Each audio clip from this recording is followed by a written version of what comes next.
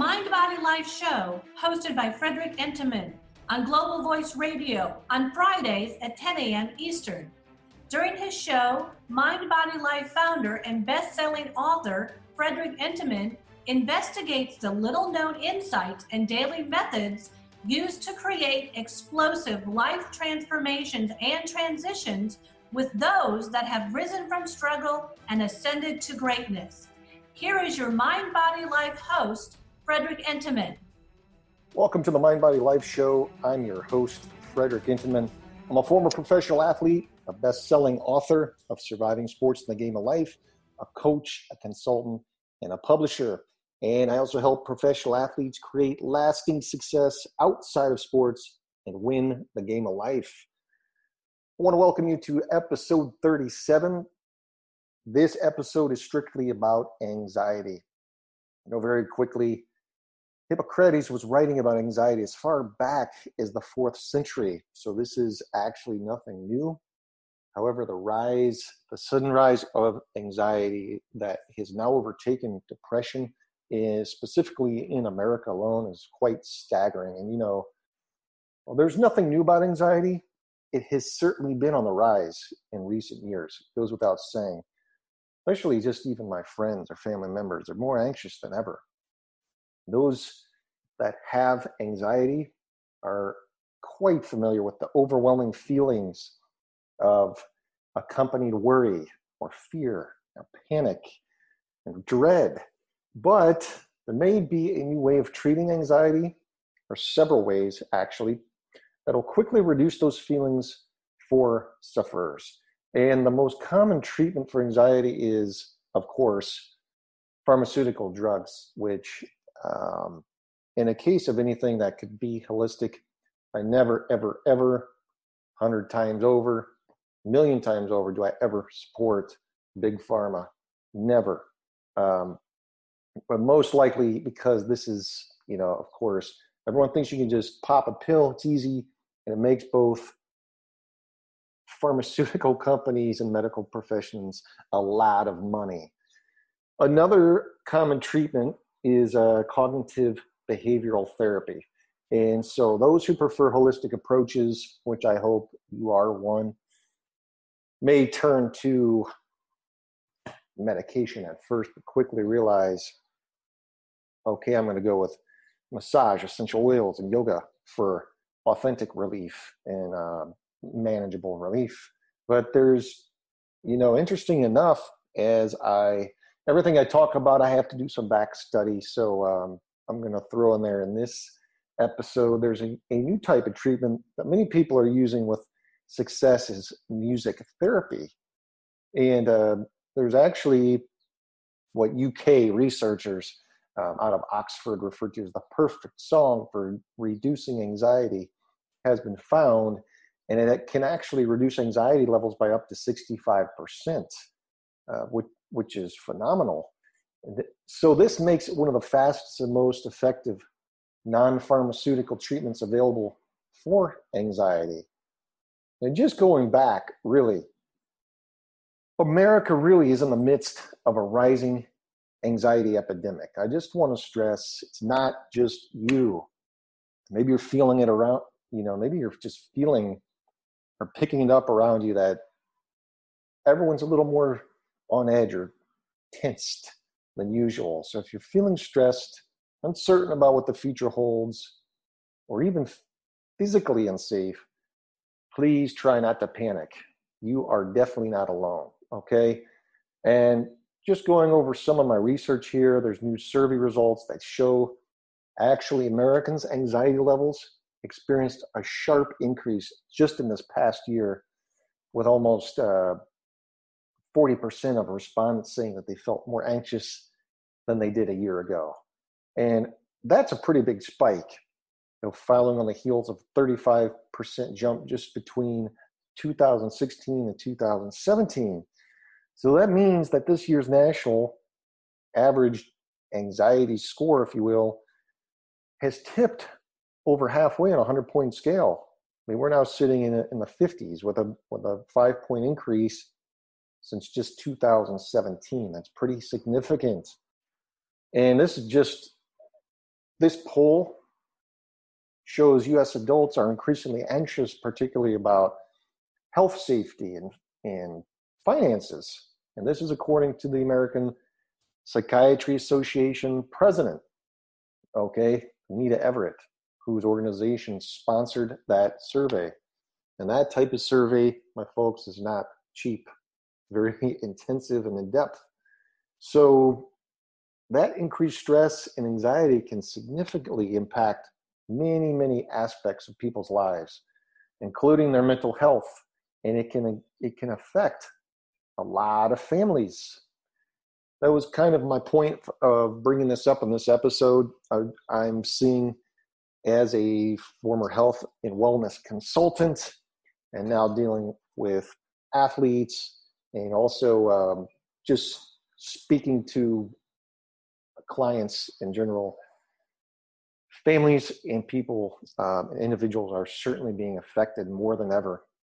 And this year, Americans reported feeling more anxious across actually 5 key areas on this poll. And that's health, that's safety, that's finances, that's politics, and that's relationships. And anxiety over finances saw the greatest increase since 2017 levels, with people concerned about having enough money to pay bills and other expenses. But actually, that's not what worries Americans the most. The 2 things, come to find out, causing the most anxiety to people are health, with a 68% of respondents feeling extreme or somewhat anxious about their health and wellness, and keeping themselves or their family safe came in at 68%, with finance a close third at 67%. And while anxiety over politics and its impacts on daily life is less common, it's still a source of stress for more than half of Americans. 56% of respondents feel stressed over politics. Now, personally, I think that's silly. Politics anymore, the 2-party system is just silly. Don't pay attention to politics. Put your energy elsewhere. That's my advice for you. You'll automatically feel better. Now that these anxieties can really be broken down into, I know, like neat, isolated chambers, right? I mean, arguably, these fears are often tied to one another. And thanks in no part to today's, 24/7 news cycle and the near constant digital and social connectivity that frames modern life, right? You really need to escape and limit these cycles. That's the key. And,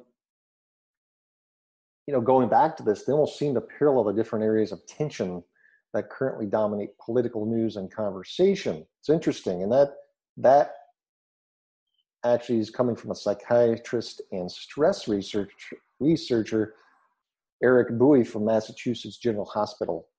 And, it seems that if there may be a vicious cycle fueled by these fears, which may drive rigid political stances and in turn fuel further fear. I just want you to be non-reactive to that, and there's a little awareness for you. I'm not here to tell you what to do, but there's a little clue. Okay, the responses are actually collected from a nationally representative survey of more than 2,000 adults over this past March and April. And they didn't convey a lot of good news about people's mental states, to be honest. Increases in anxiety were actually most common to both men and women. Everyone's feeling it. And we're seeing across people of different race and ethnicities and of different ages as well. So while millennials are more anxious than older people, baby boomers saw the biggest age-related spike in anxiety with a 7-point jump over 2017 figures. And it also seems we can't even find solace in family, friends, and coworkers. Almost half of those surveyed reported feeling anxiety about their relationships as well. And sadly, really, there's no quick fix for any of this, of course. And while the Everett counsels the importance of attempts to reduce stress, such as regular exercise and relaxation and healthy eating and time with friends and family, it's very clear that external factors outside people's control are quite a big contributor to this surge in negative feeling. And whether it's political upheaval, whatever you want to say, physical vulnerability, or the ever clear prospects of, looming environmental catastrophe, there's just so many factors that can really induce our apprehension. And there's no easy off switch we can reach for. I mean, after all, we are wired to sense and react to threats. And these are things that, in fact, you can't control by an immediate action. Okay, but what's most striking is the single highest source of extreme anxiety out of these results is a stunning 36% of respondents reported that they felt extremely anxious about keeping themselves or their families safe. That's really interesting to me. And so what I want to do from this point is let's take a closer look at anxiety and how it affects this generation. Now, there's been a number of studies and surveys done that show that the younger generations are far more stressed than previous ones, and particularly Generation Y and millennials. And in one survey, 57% of female respondents said they experienced overwhelming anxiety.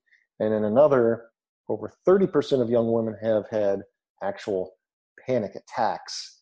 So we almost are forced to ask the question now, what's causing this rise in anxiety, right? And there's a number of reasons really in talking about anxiety and disorders. You really have to do your research, or you just basically talking hot air, more or less. So I really had to go back and research a lot of sources, okay? I'm just not talking out of a whim.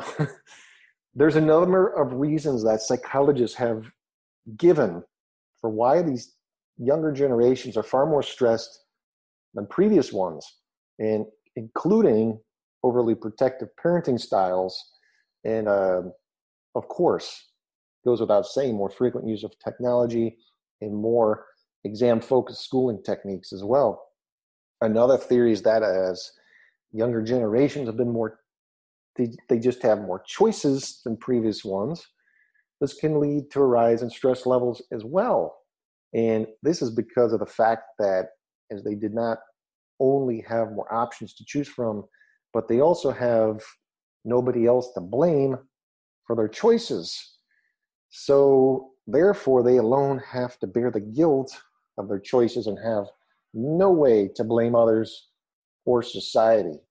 And technology and the rise of social media also add quite a bit of stress to the lives of young people. The readiness alone of technology, it allows them to have social media at their fingertips all the time. But that connectivity is not necessarily a good thing. The problem with social media is that it allows them to compare their life with the lives of others.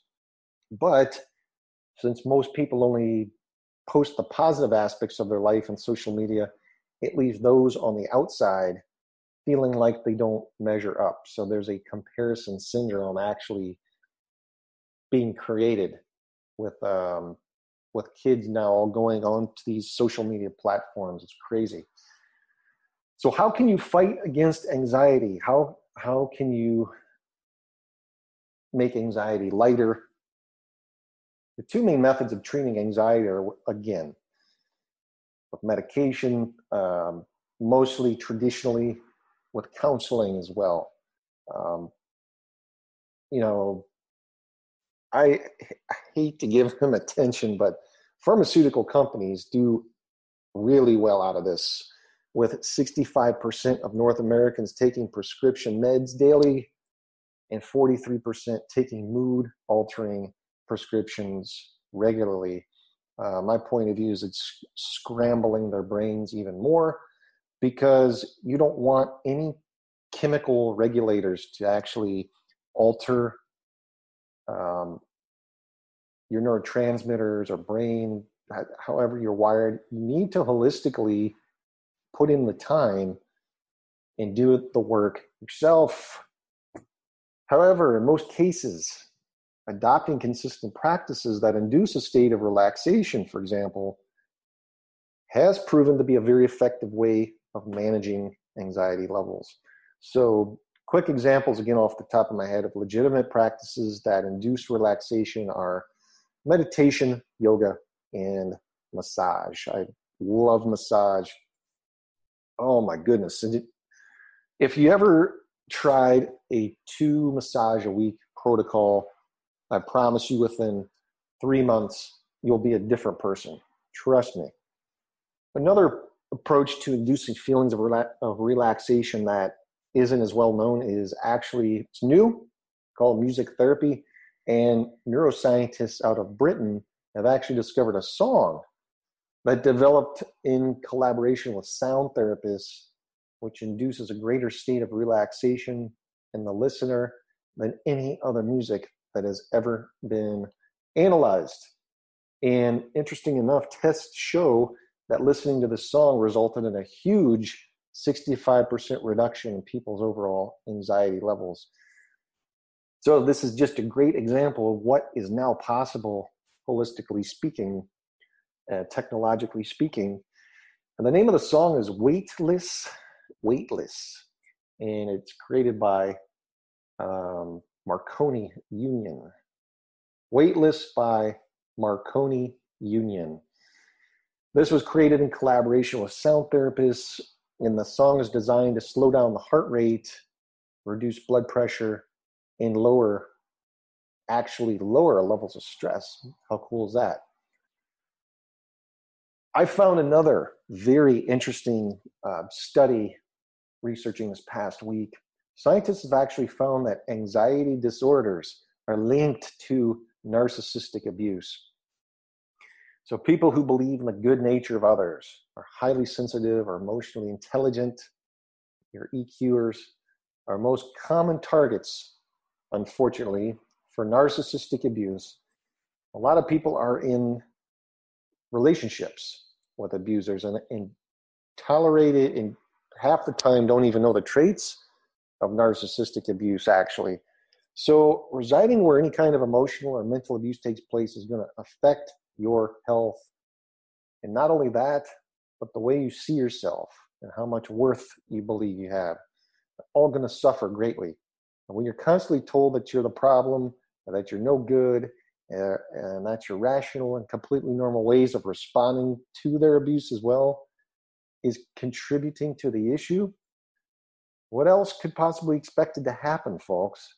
Your mind begins to sever rationale, and then fears, and it's intertwined, and the body reacts in several different ways, all displayed through types of what are referred to as anxiety disorders.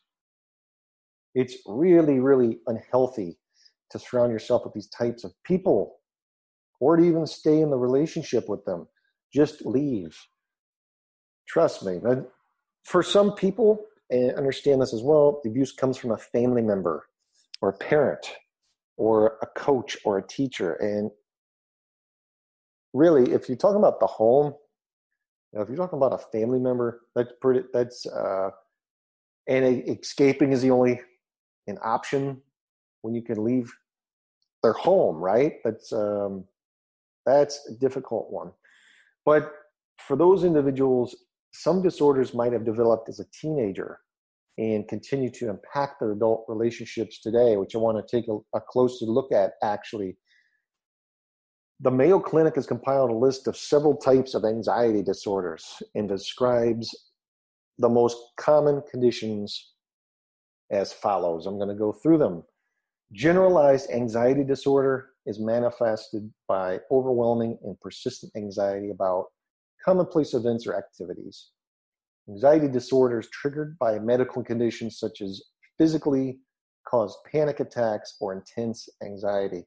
Substance-related anxiety disorder is manifested by panic or anxiety attacks because of certain substances, the use of or withdrawal of. Specific phobias are anxieties or fears associated with particular objects or situations. Social anxiety disorder is characterized by social situation avoidance because of embarrassment, anxiety, fear, or other negative self-reflected emotions. Separation anxiety disorder affects many kids in school or similar settings, and it's triggered by the separation from parents or anyone else that has a parental role in the life of the child. Selective mutism affects many abused kids, actually. Even though they're able to speak normally in relaxed settings, they don't speak in particular situations. Actual panic disorder is characterized by a cycle of panic disorders, like panic attacks out of the fear of actually experiencing one. And agoraphobia is an anxiety disorder characterized by an irrational fear of open or public places. And other unspecified or specified anxiety disorders cover other forms of phobias or anxiety that are equally disruptive, but really don't fit in any of the above mentioned categories. What's really disturbing to me is kids with at least one emotionally abusive or narcissistic parent are at a higher risk of developing anxiety. Emotionally abusive or narcissistic people are great manipulators and high-functioning people, actually. And if caught in bad behavior, they're able to talk themselves out of trouble, as well as turn the whole situation around. This cycle of abuse can confuse the victims, particularly children, because they feel that something's wrong, but then they can't find the solution. And the victims often include empathetic and compassionate feelers, people that believe their abusers are actually nice people. Not going into this much more, I think I've been more than readily provided examples and going into depth there. So in case you've been abused in any way in your childhood, it really, to end, it's not your fault. Okay, you must be patient with yourself, and you'll find, or you'll actually finally become a stronger person. Okay, and I actually want to finish up this episode with really 10 trusted remedies for natural anxiety relief. There are a lot. This list could be much longer, much more extensive, but all in all, if symptoms of anxiety are interfering with your daily life, just consider these trusted lifestyle changes that are proven natural cures for anxiety. The first one is try to drink 3 cups of chamomile tea a day when you're feeling anxious, because chamomile contains 2 chemicals that promote relaxation. It's epigenin and luteolin. And there was a study at the University of Pennsylvania Medical Center that found that patients with generalized anxiety disorder who took chamomile supplements for 8 weeks had a significant decrease in anxiety symptoms compared to patients who were given a placebo, proving that those supplements work as natural remedies for anxiety. Also try to get between 1 and 3 grams of omega-3s a day, because there's some evidence that omega-3 fatty acids may ease the symptoms of anxiety disorders and lift your mood by lowering levels of stress chemicals, such as adrenaline and cortisol in the body. Your actual canned fatty fish, such as tuna and salmon, or like walnuts and flax seeds, all great sources of omega-3 fatty acids. And actually, an Israeli study found that students given fish oil supplements as natural remedies for anxiety had less test anxiety as measured by their eating and sleeping habits, cortisol levels, and mental states. A personal favorite of mine is breathing in lavender. One study found that people who received a massage with lavender oil were much, much more upbeat and had less anxiety than people had a lavender-free massage. You can also add L-lysine to your diet. All this is L-lysine. It's an amino acid and one of the building blocks of your brain's chemical messengers called neurotransmitters, okay? And studies have found that people taking L-lysine supplements as natural remedies for anxiety had reduced symptoms of anxiety and reduced levels of stress hormones. This is commonly found in your fish and beans and also sold as an oral supplement as well. Please try to get outside in natural sunlight for 20 minutes a day. Dr. Sun, Dr. Sunlight. There's, for some reason or another, which I could do a whole different episode on, there's been programming that the sunlight's bad for you. That is the biggest can of BS I've ever heard in my life. The sun is essential for your body, for your health. Everything revolves around sunlight that is alive.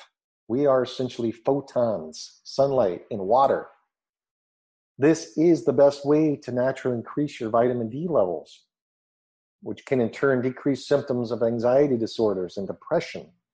So a short 20-minute break will not only take your mind of stress off, but also let you reap the benefits of outdoor activity. And the greener, the better. Now, one Japanese study found that people who walked through a forest and nature for 20 minutes had lower stress hormone levels after their walk than those who took a comparable walk in an urban area. So if you're stuck in an urban area, look for parks, look for quiet tree-lined streets, take a stroll. And studies have also shown that 21 minutes is all it takes for exercise to reliably reduce symptoms of anxiety. This is way up there for me, and it's hammered into my lifestyle. There isn't a day where I don't move. I just, there's nothing better really. I don't know what else to say. Exercise will not only make you feel better about yourself, but it's going to flood your body with feel-good endorphins. And actually, some researchers even believe that increasing your body heat, a natural result of exercise, may alter neural circuits controlling cognitive function and mood, including those that affect the neurotransmitter serotonin. They also believe this response can boost your mood, increase relaxation, and alleviate symptoms of anxiety disorders. You can also take a hot bath with Epsom salts. And a soothing hot bath is always calming, and raising your body heat may, again, help regulate mood and anxiety. So for added benefits, stir in some Epsom salts. Why? Because the magnesium sulfate in the salts have been shown to calm anxiety and lower blood pressure. You can also try adding lavender or vanilla essential oils to your bath water to reap the benefits of these calming scents as well. Cut out or cut down caffeine. For those coffee freaks, just cut it down.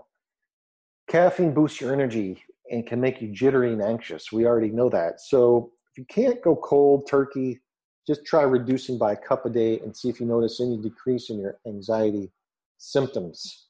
You can also try switching to a drink with less caffeine and more health benefits, such as green tea, which that's how I made the switch. Also, I want to note, be aware of other sources of caffeine that may be in your diet, such as soda or pop, whatever you want to call it, chocolate, tea, and some over-the-counter medications like Excedrin or Midol, and there's no end to that stuff. Examine your diet. Really watch for, again, caffeine. Watch for alcohol. Use it really in moderation. Added sugars have all been shown to increase anxiety. See if you have deficiencies in magnesium, your vitamin B12, and zinc. These have all been linked to symptoms of anxiety disorders. Vegans and vegetarians in particular should watch their B12 intake, as the vitamin is only found in animal products. Make sure you're making up for that. Studies link an unhappy gut with an unhappy mind. So avoiding eating difficult to digest foods like processed meals, foods high in saturated fats and fried foods. And finally, don't let yourself become so hungry that your blood sugar drops, which can lead to an anxiety attack. Eat these foods to help provide anxiety relief. Okay, blueberries and peaches contain nutrients that relieve stress and have a calming effect. Whole grains are rich in magnesium and tryptophan. This is an amino acid that your body converts to serotonin, which is known to calm and improve your mood. Oats also increase serotonin production and are high in fiber as well, which helps prevent blood sugar spikes that affect mood. Avocados, eggs, milk, and meat are all packed with B vitamins that can help prevent anxiety. While I'm not a big proponent of milk and meat, okay, do that sparingly. But foods overall that help regulate and lower the stress hormone cortisol include foods rich in vitamin C, like oranges, omega-3 fatty acids, and magnesium-rich foods like spinach and other dark leafy greens, which I've mentioned in many of podcasts shows. So indulge. Actually, you can give yourself a reward for being good all week. Indulge every once in a while in your dark chocolate, which also helps lower cortisol. I hope this episode has helped you. If you want to reach out to me, if you're having issues in your life, if you feel like you need a boost in your mind, body, or life, I'm a health and wellness consultant. I am a success coach and consultant. And you can find me on Facebook and Instagram. We can link up on LinkedIn. Send me a message. This has been another awesome episode of Mind, Body, Life. Take care until next week. Thank you for joining us. Listen every Friday at 10 a.m. Eastern to Frederick Intiman host Mind, Body, Life. Connect with Frederick at www.globalvoiceradio.com. Tune in next week for another edition of Mind, Body, Life on Global Voice Radio.